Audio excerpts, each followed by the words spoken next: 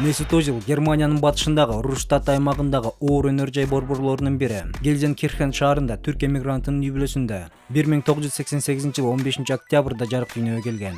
Бул жылдары Германияда жумушсуздук күчөп, анын үй бүлөсү дагы көпчүлүк эмигранттардай эле жакырчылыкта жашаган. Месуттун атасы Мустафа Озил кара күч менен каражат таап үй бүлөсүн каржылап келген. Месут кичинесинен футболго жакын болгон. Анын футбол кышкысын жана жөндөмүн байкаган атасы 6 жашында жергиликтүү футбол мектебине берген. Баласынын талантын ишенген Мустафа аны мыкты машыктыруучулардан тарбия алуусуна колунан келишинче шарт түзүүгө аракет кылган.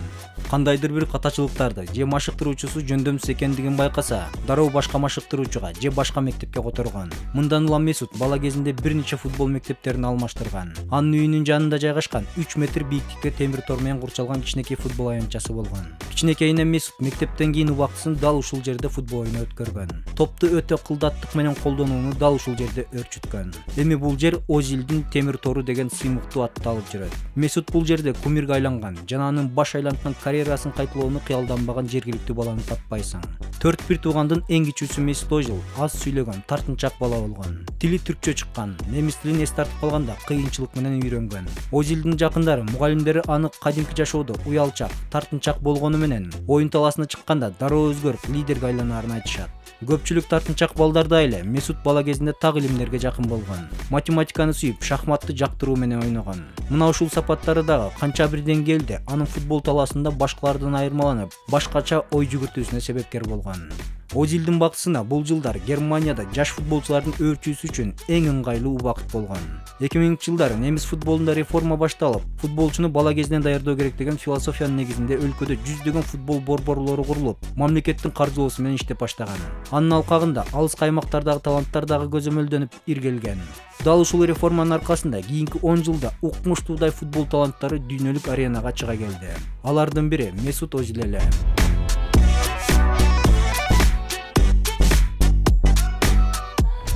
Бала кезинде Вестфалия 04 футболдук клубунда ойногон. Кийин өзү чоңойгон шаардагы Шальке 04 футболдук клубунун академиясын аяктап, 17 жашында ушул эле клуб менен профессионалдык келишим түзгөн. Башында алмашууларга чыгып жүргөнү менен кийин 2 сезон команданын негизги оюнчуларынын бири болуп, оюн талаасына чыга баштаган. Бирок керемет оюнун чындап 2008-жылы Вердер клубуна өткөндөн кийин көрсөтө баштаган. Бул жерде ал Ювентуска кеткен бразилиялык Диего Норднелип команданын дирижеруна айланган. 2008-2009 жылкы сезондо Вердердин курамында 5 гол киргизип, 22 голдук пас берген. Бул нерсе 20 жаштагы жигит үчүн чынында эң мыкты көрсөткүч. Бирок кийинки сезон Месут үчүн эң мыкты убакыт болду.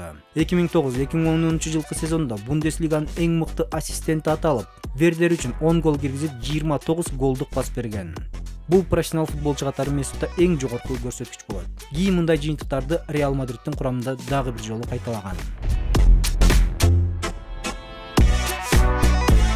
Өспүрүм кезинде апасынын Түркиянын курамында ойно деген кеңешине карабастан ал Германия курамасын тандап алган. Бул кадамын дүйнөлүк деңгээлде мыкты оюнчу болгусу келгендиги менен түшүндүргөн. Жаркын талант Германиянын жаштар курамасына 19 жашында чакырылган. Аталган курам менен 20 жашында Европанын биринчилигине дагы катышкан. Бирок кызыктын баары али алдыда. 2010-жылы дүйнө чемпионаты өтүп, Месут Озил Германиянын негизги курамында Түштүк Африкага аттанган. Бул убакта 10 жыл мурун башталган немис футболундагы реформа түшүмүн берип, иргелген жаш таланттардан немис коомчулугунун үмүтү өтө чоң болчу. Дал ушул убакта Хедира, Мюллер, Кросс, Озил сындуу жаш таланттардын мууну жана Клозе баштаган карт бөрүлөрдөн турган курам чемпионатка фаворит катары барган. Көп үмүт берген жаш таланттардын арасында Вердердин жарым коргоочусу Озил жаркын жылдыздардын бири болчу. Анын керемет пастары, топту бутунан магнит менен жармаштыргандай алып жүрүүсү, оюн талаасын мыкты көрө билүүсү укмуштуудай деңгээлде болгон. Муну менен катар Месут Озилди чыгыш жана батыш менталитетинин бир адамда биригүүсү катары сыпаттасак болот. Ал түрктөрдүн чыгышка таандык мүнөзүн жана укмуштуудай күчүнө кирген Германиядагы футбол мектептеринин тарбиясын алып жүрүүчүсү болгон. Озил өзү тууралуу: менин техникам жана топко болгон сезимим менин оюнумдун түрк тарабы. Ал эми тартип, мамиле жана толук берилгендик немис тарабым деп айткандыгы бар. Курама темир курч болот дегендей, жакырчылыкты деген бутто сууларды жарып өтүп, курчуган мүнөзү аны оюн талаасында дагы өзгөчөлөнтүп турчу. Муну менен катар эле ошол жылдары Месут Озил Германиянын интеграциялык саясатынын ийгилигинин символу жана улуттук кураманын жылдызы катары алтын балага айланган. Түгүл, Ангела Меркель аны Германиянын биринчи көп маданияттуу дүйнөлүк деңгээлдеги футболчусу катары мактаганы дагы бар. Түштүк Африкада табына келип турган Озил менен Германия өз тайпасынан ишенимдүү чыгып, 8-1 баскычта футбол гении Месси баштаган Аргентина курамасын 0-4 эсебинде жайпап өткөн. Бул оюндардын баарында Озил негизги ролду ойноп, 1 гол киргизип, 3 голдук пас берген. Ал эми жарым финалда жакынкы жылдар дүйнөдө гегемон болууну көздөгөн Испан жана немис курамалары кескелген. Дал ушул беттеште эксперттер футболдун келечегин аныктаган кармаш катары сүрөттөп келишет. Анткени немис машинесинин жана даңктуу тики-така менен футболду будуң чаңгылып жаткан Испаниянын алтын мууну жакынкы жылдары дүйнө футболунун ким көзөмөлдөрүн чечип жатышкан эле. Чыңалган оюндун аяк жагында жолборчу Карлес Пуйолдун башы менен узаткан соккусу кармаштын тагдырын чечип, дүйнөлүк футбол тагына испан футболу чыгып кетти. Испаниялыктар андан кийин Голландияны финалда утуп дүйнө чемпиону болушту. Ал эми германиялыктар Уругвай командасын утуп дүйнө чемпионатынын коло медалын тагынышат. Бул мелдеш германиялык алтын муундун алгачкы эл аралык жортуулоо болчу. Али алдыда дүйнө чемпионатынын алтын медали күтүп турган. Ал эми Месут Озилдин немис машинасынын мотору катары даңкы далайга кетип, топ клубтардын көзүн күйгүзө баштаган.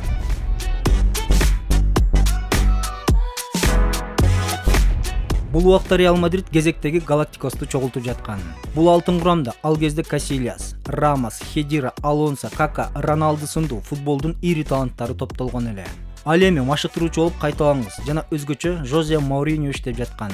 Мадридке жаңы келген Жозе оюнчулары испан курамасынын өзөгүн түзгөн. Ошол убакта футбол падышасы болуп турган Барселонага согуш жарыялап, футбол олимпин багындырууну көздөп жаткан. Анткени Барселонада бир убакта Йохан Кройф түзгөн система жемишин берип, Барсанын академиясы Ла Масияда тапталган Месси, Хави, Иньеста баштаган таланттар жана Гвардиоланын тики-такасы футбол дүйнөсүн будуң чаңгылып жаткан. Ооматы келген Барселонага каршы ыкманы дүйнөнүн алдыңкы машыктыруучулары издеп таппай жатканы убак эле. 2010-жылы Чемпиондор лигасын италиялык Интер клубу менен утуп, Реалга жаңы эле келип, дымагы таш жарып турган Жозе Барселонаны Реал менен токтотууга белсенип турган. Мындай чоң күрөштө Мадридке топтолгон таланттардын оюнун талаанын ортосунда бириктирип берген креативдүү дал Озил сындуу жарым коргоочу керек эле. Месуттун аркасынан түшкөн Жозе бир канча сүйлөшүүлөрдөн кийин немис талантын Мадридке барууга көндүрөт. Дүйнө чемпионатынан көз абай эле Месут Озил ал убактагы футболчу менен жупуну сумма 15 миллион еврого Реал Мадридке өткөн. Испанияда ойногон 3 жыл футболчу катары Озил үчүн эң мыкты жылдары. Өз доорунун эле эмес, жалпы футбол тарыхында эң мыкты футболчу болгусу келген Роналду менен Озил оюн таласында керемет байланыш түзгөн. Тулпардай туйлап, соккулары менен дарбазачылардын үчүн алып, голго дайым суусап турган Роналду үчүн Озилдей оюнду кылдат түшүнгөн акылдуу өнөктөштүн келиши асмандан издегени жерден табылгандай болгон. Ал жылдары футбол падышасы болуп турган Барселонага узак мөөнөттүү татыктуу атаандаштык көрсөткөн Реал Мадрид эле болгон. Пеп Гвардиоланын тики-такасынан Жозе Мауриньонун катаал, анан орой стили кадимкидей тоскоолдук жарата баштаган. Коргонуудагы Рамос, Пепе баштаган оюнчулар татыктуу оюн көрсөтүп, Барсанын илберинки оюнчуларын майкандаса, узун пастар менен контр чабуул уюштурууда Роналду, Озил баштаган футболчулар теңдешсиз болчу.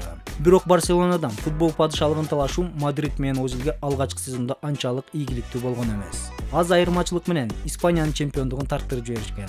Ал эми Чемпиондор лигасында жарым финалда дал ушул Барселонага утулуп калышкан.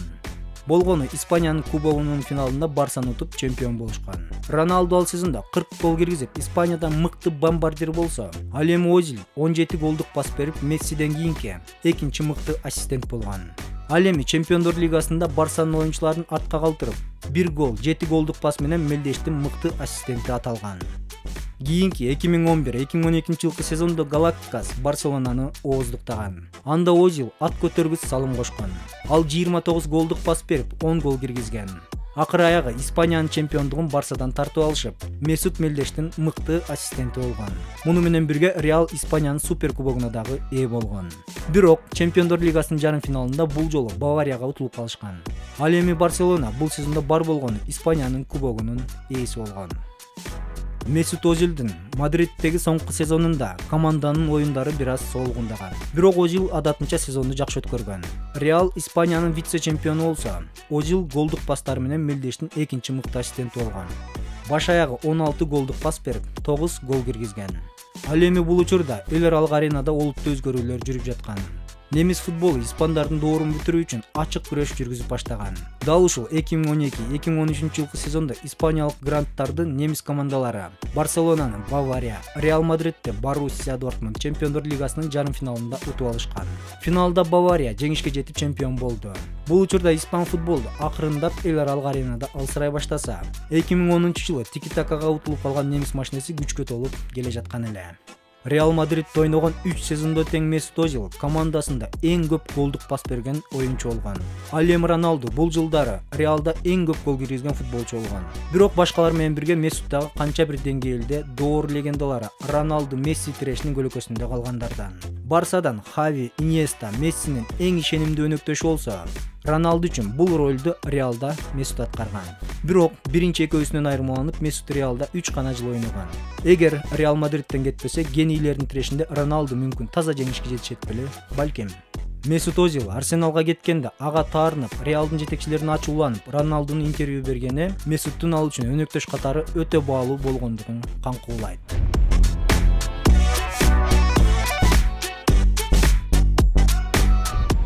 Футбол романтик аталган Арсен Венгер топту сыйкырчыдай алып жүргөн, футболдук интеллекти жогору, жаркын таланттарды жакшы көрөрү менен белгилүү.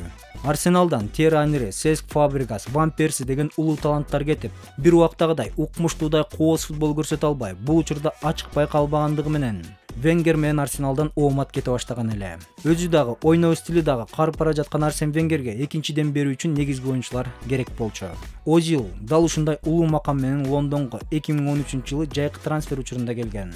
Ага карата мындай ишенимде клубтагы эң көп маяна коюлгандыгын мисал тутсак болот.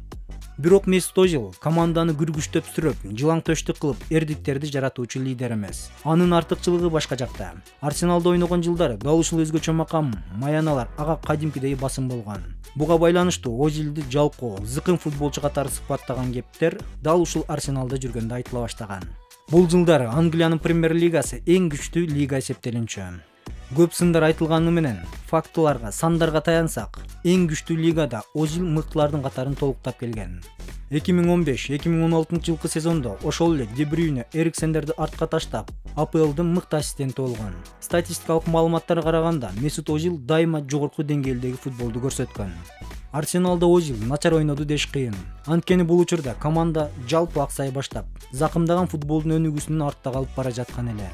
Көп жыл дүйнөдөгү мыкты командалардын бири болуп, дайыма Чемпиондор лигасында ойноп келген Арсенал, карыган Арсен Венгер машыктыруучулуктан кеткенде көрсөткүчтөрү кескин төмөндөп, машыктыруучулар токтобой көп жыл Европа лигасындагы туруктуу командага айланды. Албетте, Озилдин көрсөткүчтөрү дагы галактикасынын курамында жүргөндүгүсүнө салыштырмалуу төмөндөй түштү. Бирок ушул эле убакта 2016-жылга чейин 5 жолу Германиянын мыкты футболчусу аталды.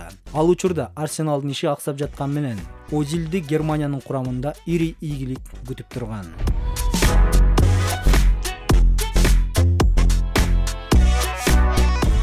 Алдыда бизде 2014-жылы Бразилияда өткөн дүйнө чемпионаты күтүп турат. Дал ушул мелдеште немис машинеси өзүн толук кандуу көргөздү. Немис футболчулардын алтын мууну бул убакта күчкө толуп, катары калыңдап калган эле. Тандоо турунда немистер бар болгону 2 упай гана жоготуп, мелдешке башкы фаворит катары келишти. Ал эми Месут Озил башкы жылдыздардын бири болчу. Тайпадан маселеси чыккан немистер 4-1 финалда француздарды утуп алса, жарым финалда үй ээлери Бразилияны 7-1 эсеби менен утуп, дүйнө элин таң калтырды. Ал эми финалда Месси баштаган Аргентина курамасын утуп, дүйнө чемпиону болушту. Бул жеңиште Озилдин эмгеги ат көтөргүс. Германиялыктардын ичинен каршылаштардын дарбазасына жакын эң көп кооптуу кырдаал жараткан оюнчу болгон. Тагдырдын тамашасын караңыз. Бул көрсөтүштө дагы жалпы мелдеште Мессиден кийин экинчи оюнчу болгон.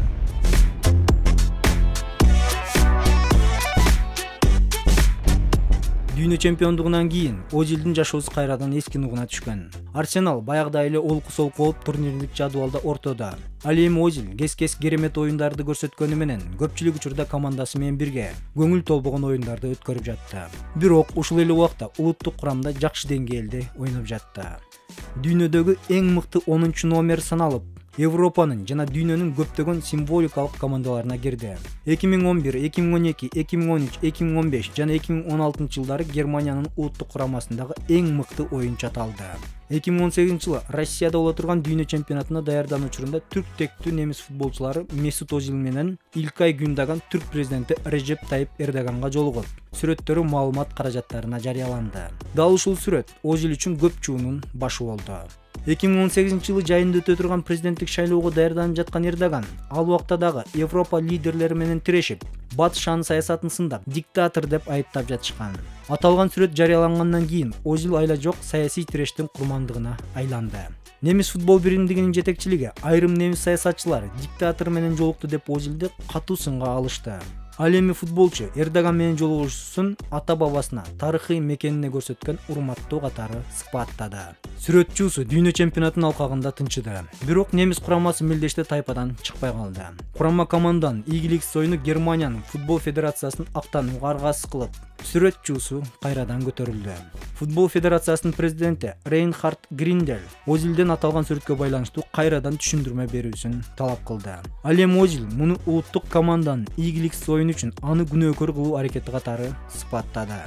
Футболдук көз караштан алганда Озилдин ачуусун түшүнсө болот. Спорттук агенттиктер немистер утулган чечүүчү мелдеште Озил 7 жолу голдук кырдаал жаратып, өнөктөштөрү колдон албагандыгын жарыялашты. Эгер Озилдин өнөктөштөрү ал жараткан кырдаалдардын жарымын эле туура колдонушса, Германия кийинки баскычка чыкмак. Бул учурда Германиянын улутчулдары дагы ойгонуп, сүрөтчүсү мурдагыдан дагы күчөдү.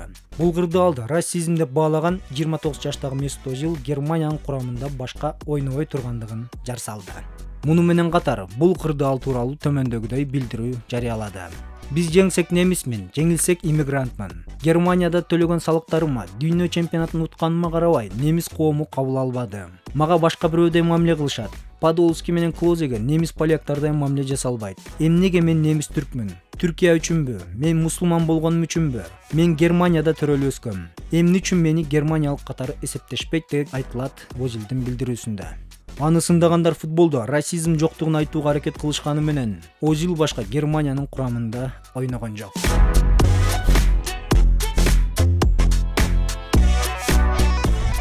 Жогоруда айтылган чуулардан кийин деле Озилдин Англияда иши жүрүшпөй жатты. Арсен Венгер 2018 жылы Арсеналдан кеткенде клуб терең кризиске батты. Ондогон жылдар жалаң чабуул кыктап оюн жүргүзгөн, чабуул деген сөздүн синонимине айланган Арсеналда жаңы машыктыруучу Унай Эмери көбүрөөк коргонто баштады. Чабуулду мыкты уюштурган Озил коргонууда пайдасы аз экени айдан ачык иш эле. Бул убакта Озилге карата айтылган сындар күчөдү. Анын маянасы тууралуу маалыматтар жарыяланып, клуб менен футболчунун тиреши күчөп кетти. Сезондун аягында Эмери кетип, анын ордуна машыктыруучу болуп, бир убакта Озил менен чогуу Арсеналда ойногон Артета келди.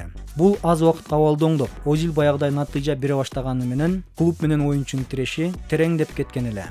2020 жылы карантинде клуб жетекчилиги футболчулардын айлыгын азайтуу талабын коюп, Озил үнөмдөгөн акча кайда коротуларына кызыккан. Аргументтүү жооптун ордуна ал тууралуу маалыматтар басылмаларга чыгып, маалымат каражаттары аркылуу сын кескин күчөтүлгөн. Мындан кийин Озил таптакыр эле оюнга чыкчу тизмеден четтетиле баштаган. Кийинки сезондо аны таптакыр эле тизмеден алып салышкан. 2021 жылдын башында клуб менен оюнчу түзүлгөн контрактты жокко чыгарышып, Озил Түркияга сапар алды. Ал жакта бир аздан Фенербахче менен Истанбул клубтарында ойноду. Кез-кез оюн талаасындагы кооз кыймылдары менен маалымат каражаттарына чыкканы болбосо, мурдагыдай керемет оюндарын көрсөткөн жок. Истанбулдун оюнчусу Озил март айында расмий түрдө футболду оюнчу катары жыйынтыктагандыгын жар салды. Айрым маалыматтарга караганда, Месут азыр киберспортчу катары күчүн сынап жаткан учур. Эмне дейбиз? Дайым буту менен кошо башындагы колдонууга аракет кылган Месутту бул тармакта дагы ийгиликтер күтүп турат деп ишенебиз.